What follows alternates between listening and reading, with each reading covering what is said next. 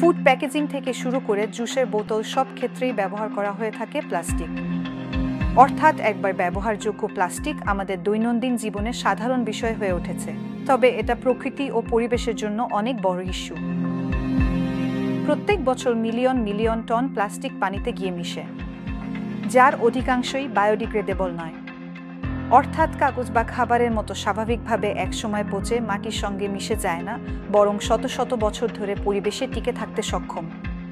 তাছাড়া যখন প্লাস্টিকের বড় টুকরো যেমন পানির বোতল ভেঙে যায়, তখন তা অনেক ছোট ছোট কণায় পরিণত হতে পারে, যাকে বলা হয় মাইক্রোপ্লাস্টিক। এগুলো সহজেই বন্যপ্রাণীর পেটে চলে যেতে পারে। বিজ্ঞানী ও উৎপাদনকারীরা প্রচলিত প্লাস্টিকের পরিবেশগতভাবে বন্ধুত্বপূর্ণ এমন বিকল্প খুঁজছেন।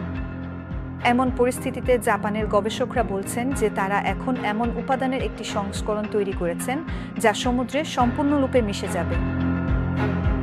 বেশ কিছু পুনর্ব্যবহারযোগ্য প্লাস্টিক থাকলেও সেগুলো সমুদ্রের পানিতে সহজে মিশে যায় না। আসলে কিছু প্লাস্টিক বর্জ্য আছে যা একেবারে ভেঙে যেতে 500 বছরেরও বেশি সময় নিতে পারে।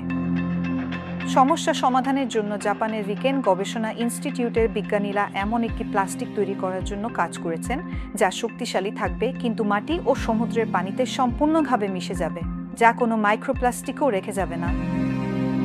পরীক্ষায় দেখা গেছে লবণ পানিতে রাখার কয়েক ঘন্টার মধ্যেই নতুন প্লাস্টিক ভাঙতে শুরু করে। মাটিতে ফেলা হলে নতুন প্লাস্টিকের শীটগুলো 10 দিনের মধ্যে ক্ষয়প্রাপ্ত হয় ও সারের মতো একটি রাসায়নিক সরবরাহ করে, যা মাটিকে উর্বর রাখতে সহায়তা করে।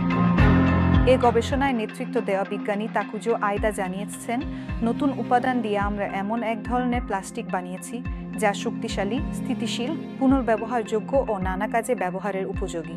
এটি কোনো মাইক্রোপ্লাস্টিকও তৈরি করে না।